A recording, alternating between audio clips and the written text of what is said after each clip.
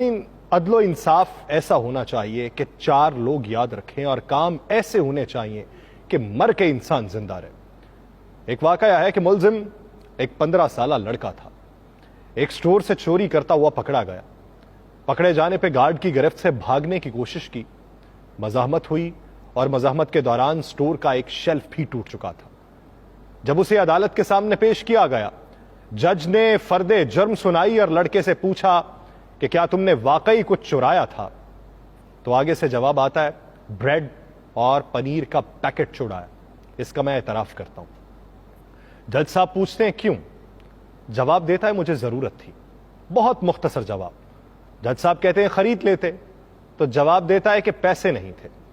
جج صاحب پھر کہتے ہیں گھر والوں سے لے لیتے۔ بچہ جواب دیتا ہے کہ گھر پہ صرف ماں ہے، بیمار ہے، بے روزگار ہے، بریڈ اور پنیر اسی کے لیے چرائی تھی۔ وہ پوچھتے ہیں تم کچھ کام نہیں کرتے؟ جواب دیتا ہے کرتا تھا، ایک کار واش میں تھا، ماں کی دیکھ بھال کے لیے ایک دن کی چھٹی کی تو نکال دیا گیا۔ جج صاحب کہتے ہیں تم کسی سے مدد مانگ لیتے؟ جواب دیتا ہے کہ صبح سے مانگ رہا تھا، کسی نے مدد نہ کی۔ جرا ختم ہوئی اور جج صاحب نے فیصلہ سنانا شروع کر دیا۔ چوری اور خصوصاً بریڈ کی چوری بہت ہولناک جرم ہے، یہ جج صاحب کہہ رہے ہیں، اور وہ کہتے ہیں کہ اس جرم کے ذمہ دار ہم سب ہیں۔ عدالت میں موجود ہر شخص مجھ سمیت اس چوری کا مجرم ہے۔ میں یہاں پر موجود ہر فرد اور خود پر $10 جرمانہ عائد کرتا ہوں۔ $10 ادا کیے بغیر کوئی شخص کورٹ سے باہر نہیں جا سکتا۔ یہ کہہ کر جج صاحب نے اپنی جیب سے $10 نکال کے میز پہ رکھ دیے۔ اس کے علاوہ ان کا یہ کہنا تھا کہ میں سٹور انتظامیہ پہ $1000 جرمانہ عائد کرتا ہوں کہ اس نے ایک بھوکے بچے سے غیر انسانی سلوک کرتے ہوئے اسے پولیس کے حوالے کیا۔ اگر 24 گھنٹے میں یہ جرمانہ جمع نہ کرایا گیا تو کورٹ سٹور سیل کرنے کا حکم دے دے گی۔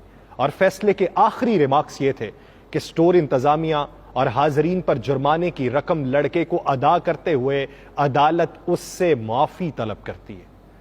فیصلہ سننے کے بعد حاضرین تو اشک بار تھے ہی، اس لڑکے کی تو گویا ہچکیاں بندھی ہوئی تھیں اور وہ بار بار جج کو ایک مسیحا کے طور پہ دیکھ رہا تھا۔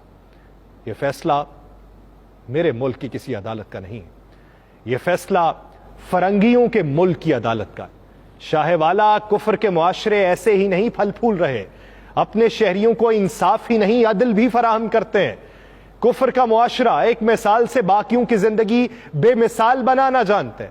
شاہ والا کفر کے معاشرے انسانوں کی بنیادی ضروریات زندگی سمجھ رہے ہیں۔